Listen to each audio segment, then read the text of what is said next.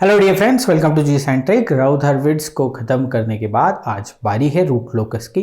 समझेंगे root locus को detail में। तो हम पढ़ ही चुके हैं फुल कोर्स कंट्रोल सिस्टम में, जो कि अवेलेबल है कहाँ पे, जी साइंट्रिक एप्लीकेशन पे।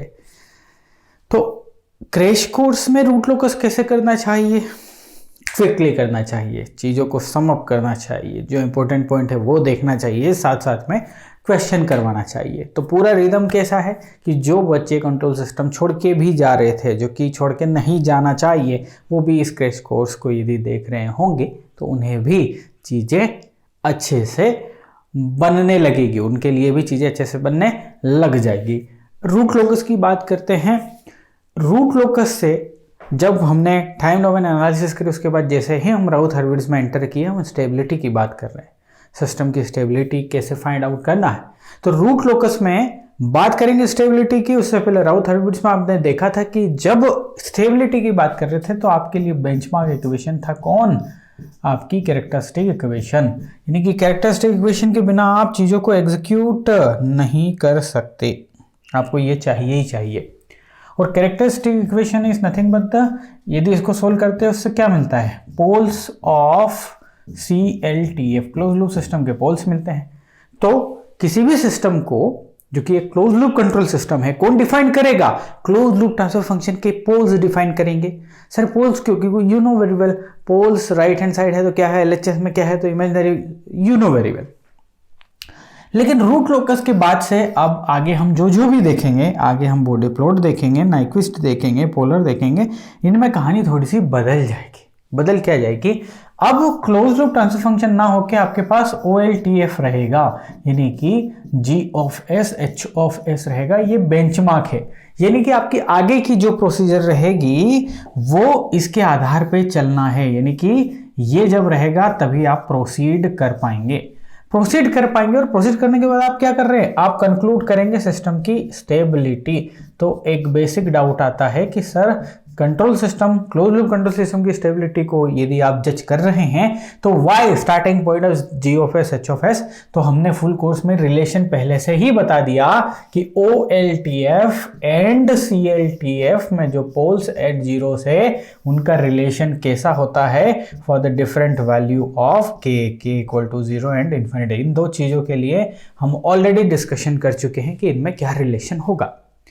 तो हम जानते हैं कि रूट लोकस में हम चाहे स्टार्टिंग या चाहे एनालिसिस OLTF के माध्यम से करें, इनडायरेक्टली होता है वो CLTF के लिए ही, और क्लोज लूप कंट्रोल सिस्टम के लिए CLTF के पोल्स के आधार पे ही आप स्टेबिलिटी कंक्लूड कर सकते हैं। यदि आपके पास क्लोज लूप कंट्रोल सिस्टम है तो आप OLTF के पोल्स को लेके उसके स्टेबिलिटी के बारे में नहीं बता सकते। लेकिन रूट लोकस एक ऐसी टेक्निक है जो सारे पोल्स इसके उठाएगी, बट उसकी तमाम एनालिसिस जो होगी इनहेरेंटली CLTF के लिए ही रहेगी। बढ़ते हैं आगे। देखो राजा, रूट लोकस का सीधा सा मतलब हो गया कि भैया sir root is nothing but the pole, है ना, और लोकस मतलब पाथ। यदि आपका क्लोज लूप कंट्रोल सिस्टम है तो उसका suppose S plus K is equal to 0, ये एक पोल है। S equal to minus K, ये एक पोल हो गया। ना K की डिफरेंट वैल्यू हो सकती है, तो डिफरेंट वैल्यू पे अलग अलग। K इक्वल टू 0 होगा तो पोल यहाँ होगा, -1 यहाँ, देश यहाँ, देश यहाँ, देश यहाँ। कहने का मतलब एनी पॉइंट हो सकता है, एनी पॉइंट, यस और नो। सो ये जो है अब to K equal to infinity पे जब जाओगे तो ये क्या बन गया, इस रूट का, ये रूट हो गया, इस रूट का पाथ, तो इसे ही बोलते हैं रूट लोकस। अच्छा, इससे क्या होगा भैया, इससे ये होगा सर कि हम स्टेबिलिटी को कंक्लूड कर सकते हैं। मान लो कोई सिस्टम है आपके पास और उस सिस्टम का बिहेवियर, उस सिस्टम के जो पोल्स हैं, जो रूट लोकस है, वो है, समझ लीजिए आप ऐसा है वो, ये समझ लीजिए आप, ठीक है, ऐसा है। तो आप डायरेक्टली देख पाओगे कि पूरा सिस्टम, कंट्रोल सिस्टम जो क्लोज लूप कंट्रोल सिस्टम है, ये उसके पोल के पाथ हैं और ये सारे LHS में है, ये हर एक पॉइंट पे ये LHS में। तो आप बता पाओगे इस सिस्टम को कि ये सिस्टम स्टेबल सिस्टम है, बता पाओगे या नहीं?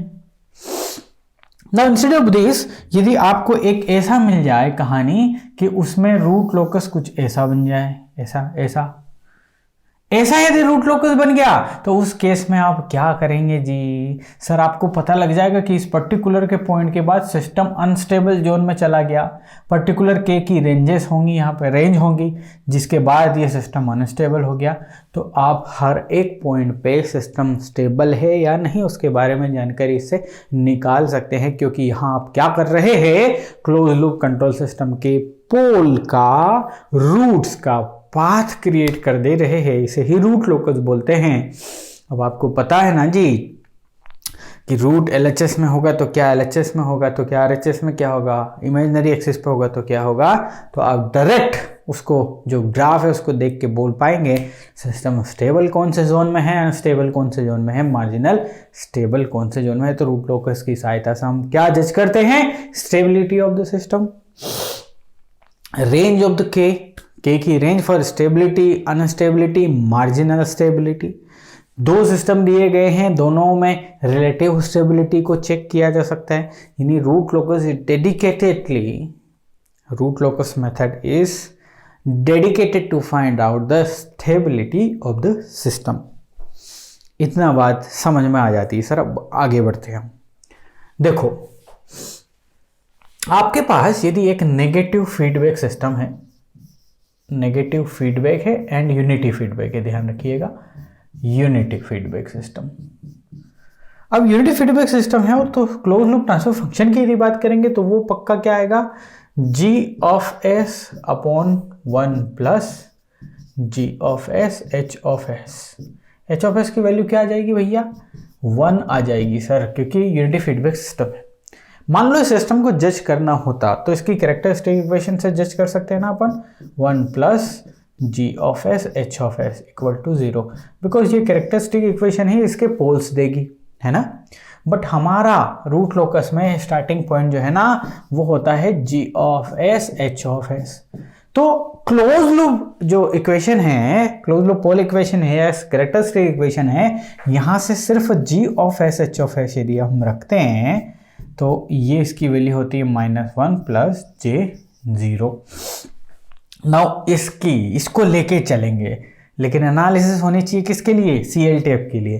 तो यहाँ से ये फॉर्मूला यूज करेंगे कि कोई भी सिस्टम, कोई सा भी पॉइंट यदि रूट लोकस की यदि बात कर रहे हो तो उसका मैग्नीट्यूड होना चाहिए 1 और उसका एंगल जो होना चाहिए वो होना चाहिए 180 degree multiplier of 180 degree, where q equal to 0 plus minus कर लीजिए इसे।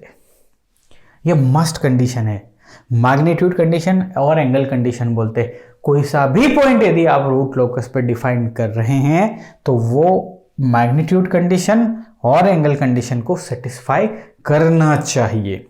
आई बात समझ में, ये हम ऑलरेडी पढ़ चुके हैं जी।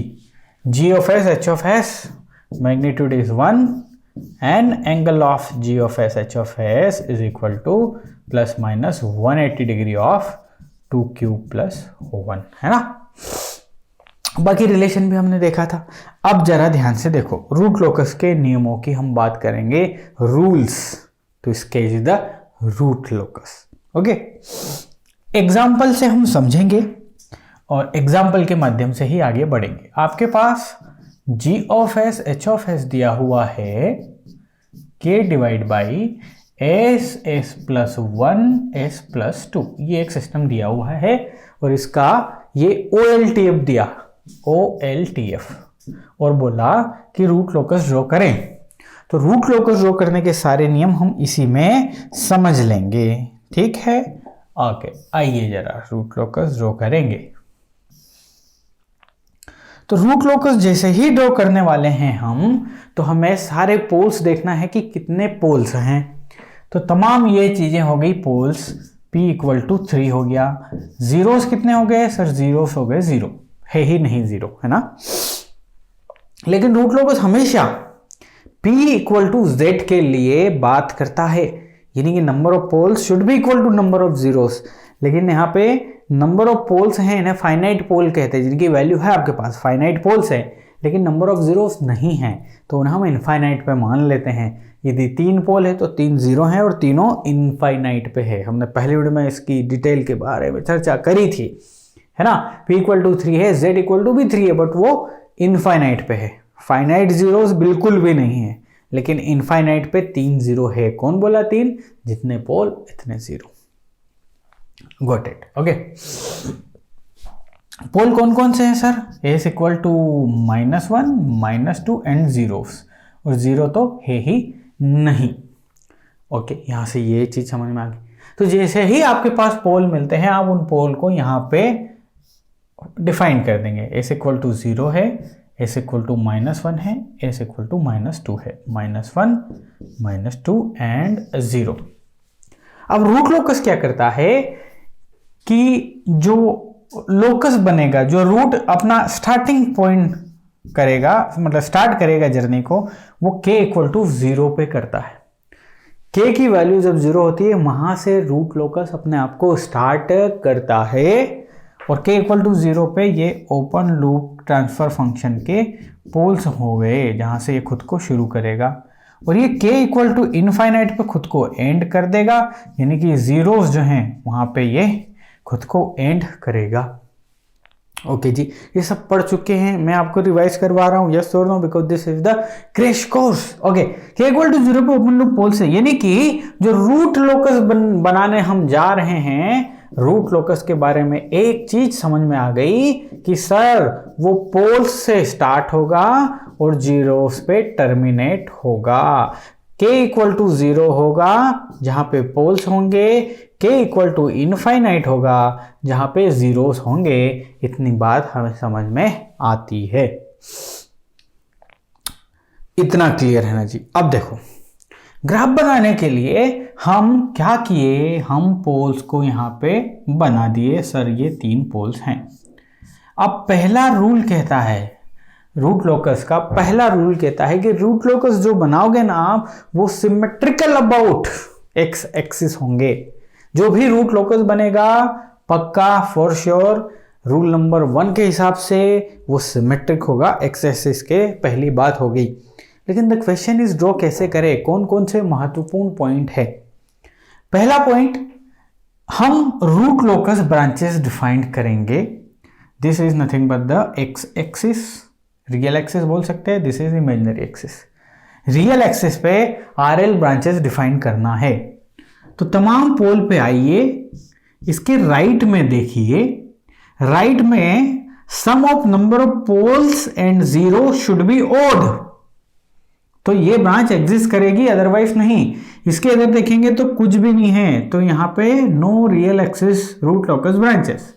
इसके बाद इधर आए, इसके इधर यदि देखेंगे राइट में, तो number of poles plus number of zeros, दोनों का जो समेशन है वो ओड होना चाहिए। नंबर ऑफ पोल 1 है सर, तो 1 का इंडिकेशन ओड नंबर है, तो इन दोनों के बीच में एक RL branch, root locus branch, जिसे रूट लोकी बोल दो या लोसाई कुछ भी बोल सकते हो, इन दोनों के बीच में एक ब्रांच बनेगी। इसके बाद नेक्स्ट पे आइए, और नेक्स्ट आप देखिए, इसके इधर summation of poles and zero should be odd, but 2 हैं, दैट इज द इवन, तो ये रूट लोकस ब्रांच नहीं होगी। अब जो सबसे last point, that is the infinite. Infinite, तो इनफाइनाइट के इधर आप देखेंगे तो 1 2 3, तो यहां से लेके इनफाइनाइट तक भी आरएल ब्रांच एग्जिस्ट करेगी। तो रियल एक्सिस पे आरएल ब्रांच एग्जिस्ट करने का नियम नंबर 2, रूल नंबर 2 था, जो कि हमने आपको बता दिया।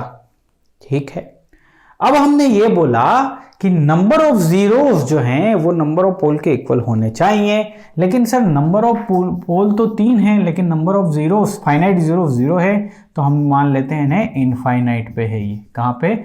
इनफाइनाइट पे, क्योंकि आपका रूट अपनी जर्नी 0 से स्टार्ट करेगा और इनफाइनाइट तक जाएगा, ये भी 0 से स्टार्ट करेगा और इनफाइनाइट तक जाएगा, ये भी -1 से स्टार्ट करेगा, ये -2 से, ये -1 से, और इनफाइनाइट तक इन्हें जाना है।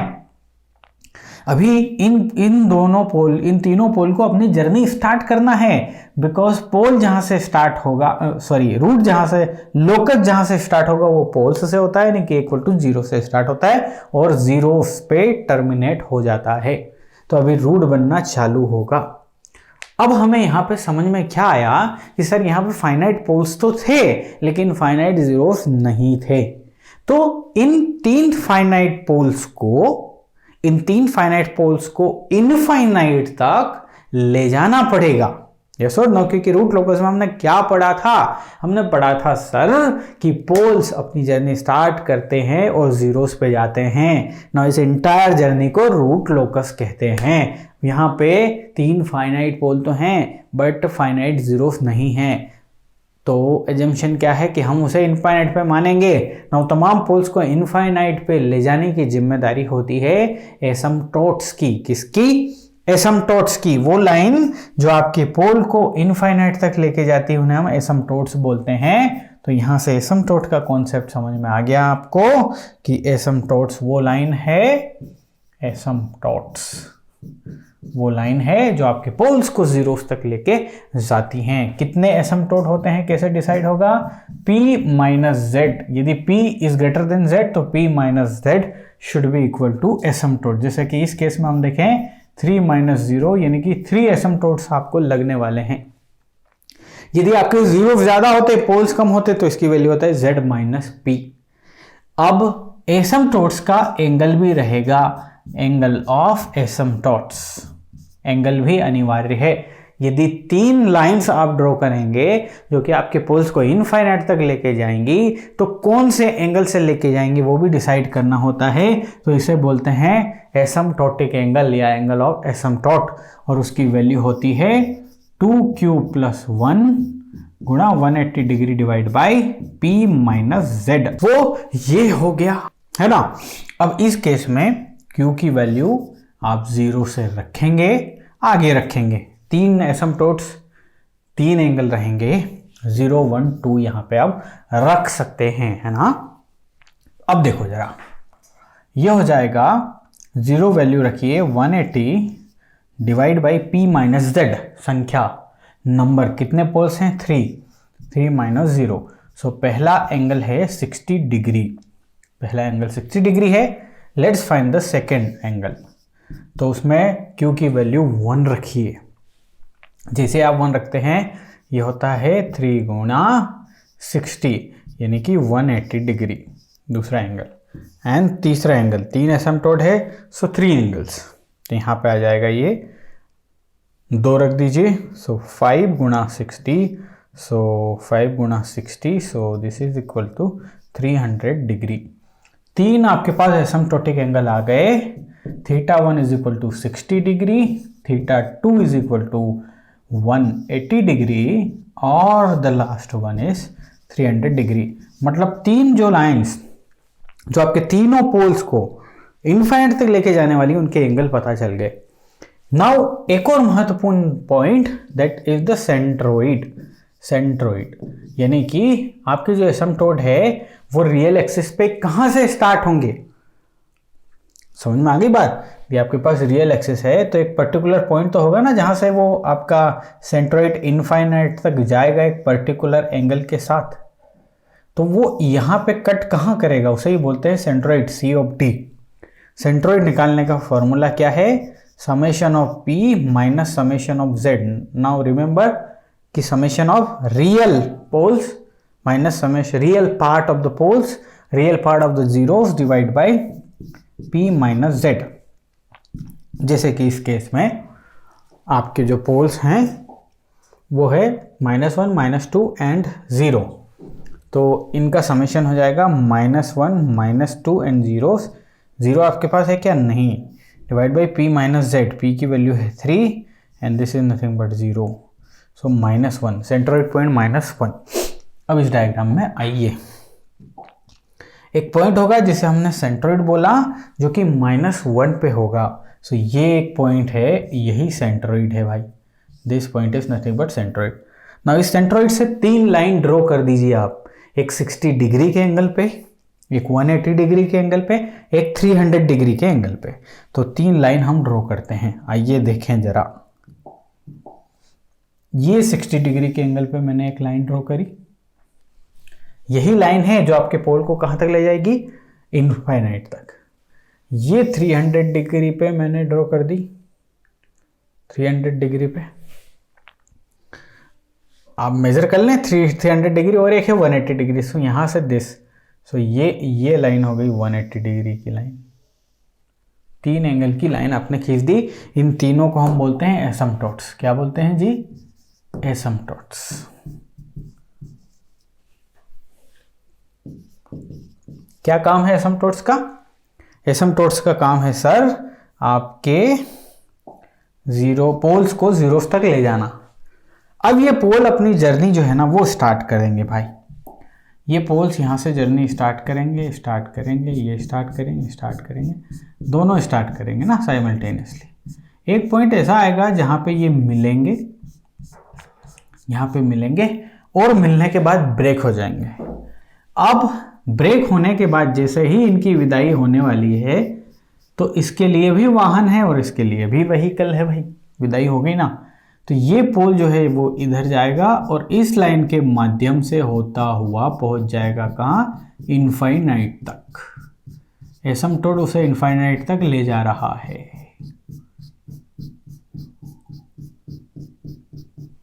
आगे बस समझ में। सिमिलरली ये वाला पोल्स यहां से निकलेगा और ये भी इस लाइन के माध्यम से कहाँ जाएगा, इनफाइनाइट तक जाएगा जी।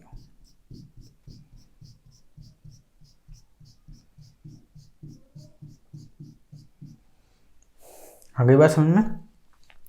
तो अब इसका एक लोकस ड्रॉ कर देता हूं मैं, प्यारा सा, है ना।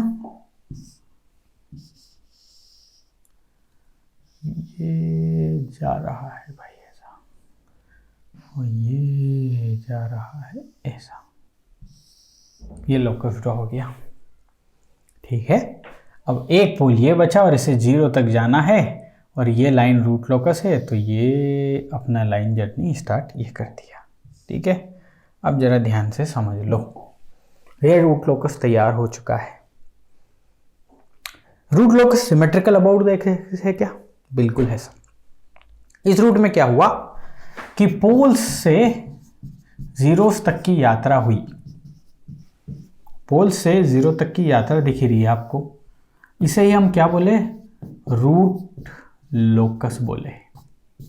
अब इसको देख के आपको ये जानकारी मिली कि इस पर्टिकुलर पॉइंट तक सिस्टम स्टेबल है, इस पर्टिकुलर पॉइंट के इधर पूरा सिस्टम स्टेबल है, लेकिन इस पर्टिकुलर पॉइंट के बाद सिस्टम अनस्टेबल है, because you know very well LHS is the area of stability and RHS is the area of unstability. तो इस पर्टिकुलर पॉइंट पे K की वैल्यू निकाल सकते हैं क्या? बस निकाल सकते हैं। यानी कि K की रेंज आपको बता देगी कि सिस्टम अनस्टेबल कहाँ है और स्टेबल कहाँ है। आगे भी समझना। अभी हमने क्या क्या देखा? हमने देखा कि एसिम्पटोट क्या होता है, एसिम्पटोट एंगल क्या होता है, कितने एसिम्पटोट होते हैं, सेंट्रोइड क्या होता है, कैसे फाइंड करते हैं। RL ब्रांचेस जिसे रूट लोकाई या रूट लोसाई बोलते हैं, वो क्या है, इतना भी आपको समझ में आ चुका है। अब आगे बढ़े। देखो ये 2 पोल क्या हुए जब इन्होंने अपनी जर्नी शुरू करी ना बच्चे, तो यहाँ जर्नी में एक पॉइंट ऐसा आया जहां पे ये मिले और मिलने के बाद बिछड़ गए। इस पॉइंट को हम बोलते हैं ब्रेक पॉइंट। बोलो जोर से, ब्रेक पॉइंट बोलते हैं।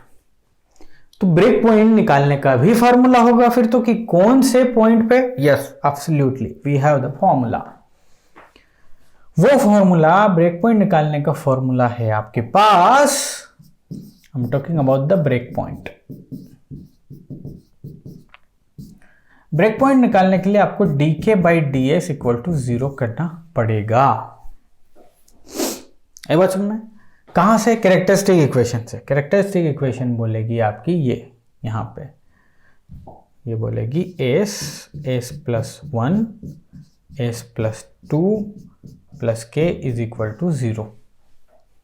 यहां से dk/ds फाइंड करना है। तो डी के बाई डी एस यदि फाइंड करना चाहते हैं तो के को इस साइड रखिए, बाकी सबको इस साइड।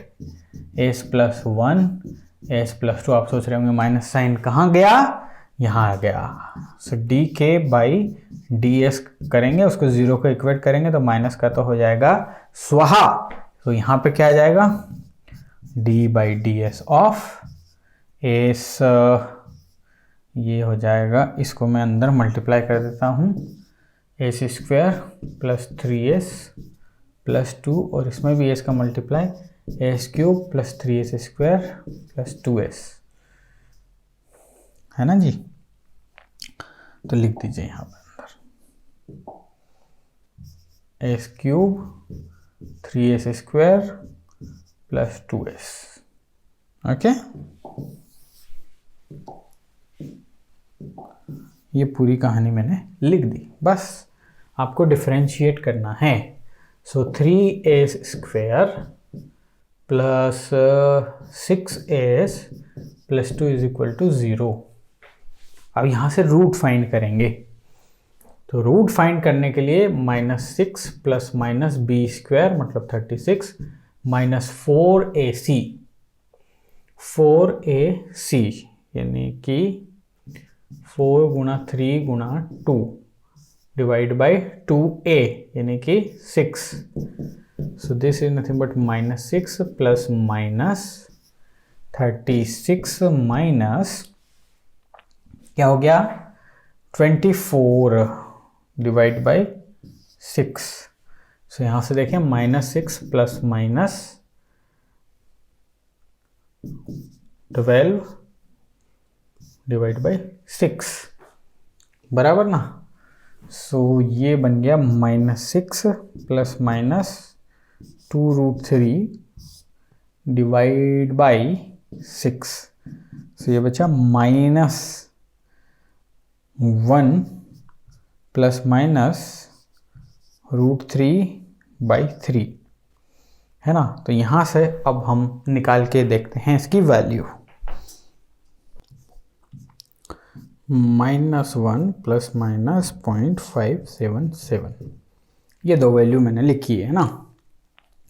ओके, अब जरा ध्यान से देखो, एक तो हो जाएगी -1.577 और दूसरी हो जाएगी तकरीबन अप्रोक्सीमेटली 0.42। ये दो वैल्यूज आएंगी। अब दोनों ट्रू है या नहीं ये फाइंड करना पड़ेगा। ब्रेक पॉइंट तभी वैलिड होगा जब वो रूट लोकस ब्रांच पे एग्जिस्ट करता हो। कहां पे होता हो वो, रूट लोकस ब्रांच पे, ठीक है। अब ब्रांच कहां है, यहां है क्या ब्रांच, नहीं है, लेकिन यहां पे है। अब दो वैल्यू आई, एक तो -1.57 और एक आई -0.42। कौन सा वैलिड होगा, ऑब्वियस सी बात है ये वैलिड होगा और ये इनवैलिड होगा, क्योंकि ये रियल एक्सिस आरएल ब्रांच पे एग्जिस्ट करता ही नहीं है। तो ब्रेक पॉइंट वही करेक्ट होगा जो कि आरएल ब्रांच पे एग्जिस्ट करता हो। आगे बात समझ में। तो ब्रेक पॉइंट निकालना भी मैंने आपको सिखा दिया।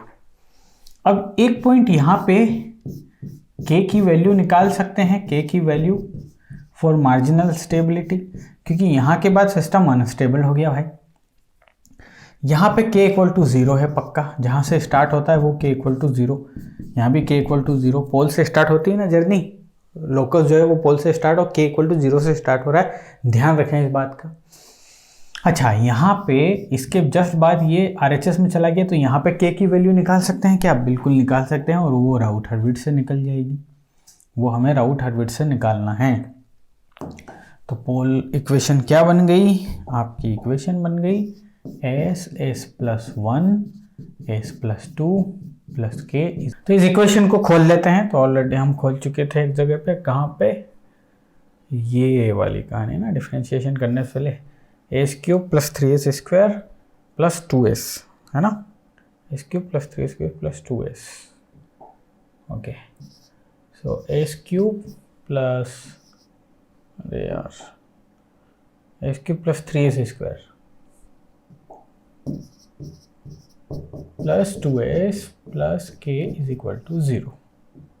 Am I right? Yes. This is the equation.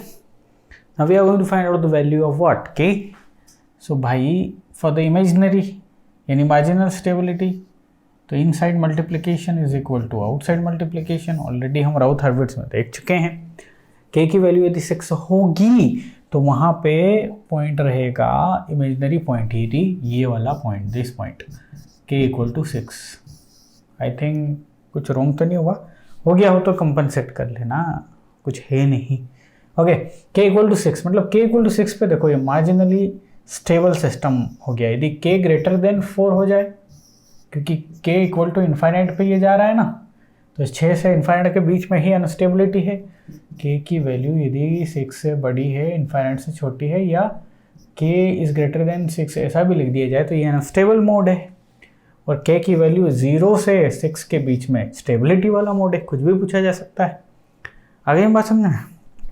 अगले लेक्चर में हम क्या देखेंगे, कॉन्सेप्ट देखेंगे कॉम्प्लेक्स रूट्स के लिए. कॉम्प्लेक्स रूट्स है ना, ये भी रूट्स आपके जीरोस भी हो सकते हैं, पोल्स भी हो सकते हैं. यदि कॉम्प्लेक्स रूट्स पोल्स हुए तो पोल्स को तो क्या होना भैया, अपनी जगह से जाना है जीरो के पास. तो इसके लिए एक कॉन्सेप्ट है angle of departure. Angle of departure मतलब वो जो पर्टिकुलर आपका पोल है वो k से डिपार्ट करेगा. यदि कॉम्प्लेक्स पोल है तो उसको जीरो के पास जाना है ना. कॉम्प्लेक्स पोल का मतलब ये कि कहीं यहीं पोल है, लाइक दिस, यहाँ पोल है. अब ये अपने पोजीशन से कौन से एंगल से डिपार्ट करेगा, वही एंगल ऑफ डिपार्चर कहलाता है. और यदि कॉम्प्लेक्स रूट आपके ज़ीरोस हुए, सो भाई ज़ीरोस तो कहीं नहीं जाते हैं, ज़ीरो के पास तो पोल्स खुद आते हैं चल के. तो यदि यहाँ पे ज़ीरो हुआ, let's take it this zero, तो इस ज़ीरो पे जो भी पोल आ रहा है वो कौन से एंगल से आ रहा है, वो बोलते हैं angle of arrival. Angle of arrival ये कॉन्सेप्ट है जो कि बहुत ही महत्वपूर्ण है और अगली क्लास में हम इसे देखने वाले हैं.